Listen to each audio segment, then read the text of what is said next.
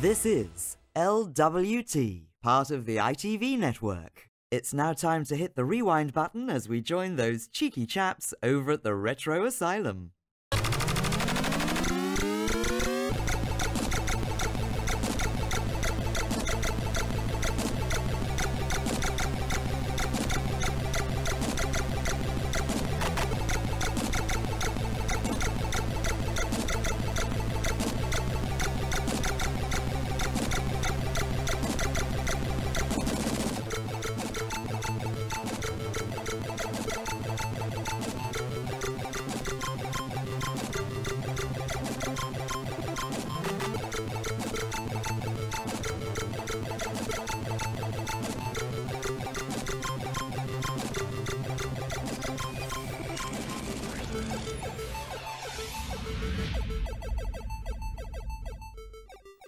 Hello and welcome back to the Retro Asylum. Here we're taking a look at Moon Patrol on the Atari 8-bit systems. That's not the Atari 2600, but rather Atari's home computer range, which was launched in the late 1970s. So yes, Moon Patrol, an arcade game developed by Irems, released in 1982. Obviously Irems were best known for the R-Type games later on in the 80s. This game, I think it was published by Williams over here in the States. The arcade conversion that we're looking at now was released a year later in 1983, and I've got to say it's a pretty decent conversion.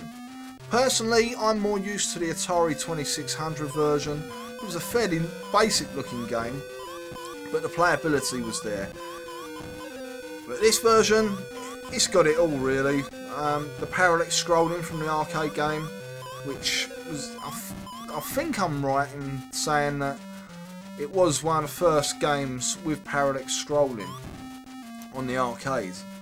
And yeah, it's lovely to see that the effect has been transferred over to this conversion. Also, it's got the great music, which I absolutely love. I've always liked this piece of music. Yes, it does get repetitive after 3 or 4 minutes, but it's one of those tunes that I remember from my childhood, so yeah, it's fondly remembered. Obviously the sprites are a little bit blocky. You know, the caterpillar tread on the tank looks more like little Lego squares going round, and the enemies, sorry about that, the enemies are quite blocky. But you know, the game plays very similar to the arcade, and that is the main thing. So as you can see, it's a game that requires really good timing. You've got to try and take out the bad guys before they drop their bombs, which cause moon craters on the surface there. And there's already some craters on the moon, which you've got to try and dodge at the same time. This scoreboard is a little bland looking, as was the menu at the very beginning. I don't remember the Atari 2600 looking so dull, but it probably didn't really have much of a score system on it. Right, that was well dodged. Yeah, I think the you know, the background graphics are quite nicely detailed. They're obviously not as blocky, and it does resemble the arcade game quite a bit. From memory, I think the buildings in the arcade game were more green with yellow, but yeah, it does the job, which sadly can't be said about my game playing skills. Definitely getting worse.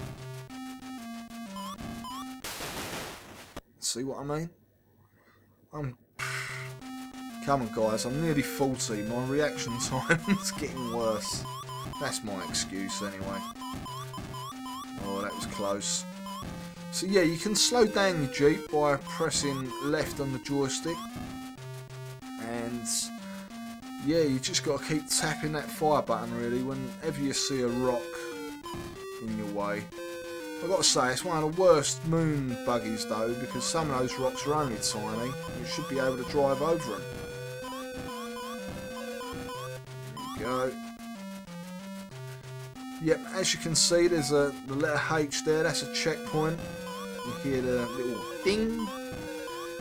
And so if I die, that will be where I reappear, if I've got any lives left.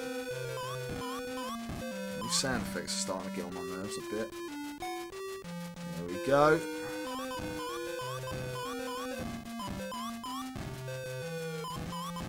That's it. Nearly there, nearly. Ah, I don't believe it. Okay guys, well you've seen it. It's a decent conversion. If you've got an Atari 8-bit, give it a try.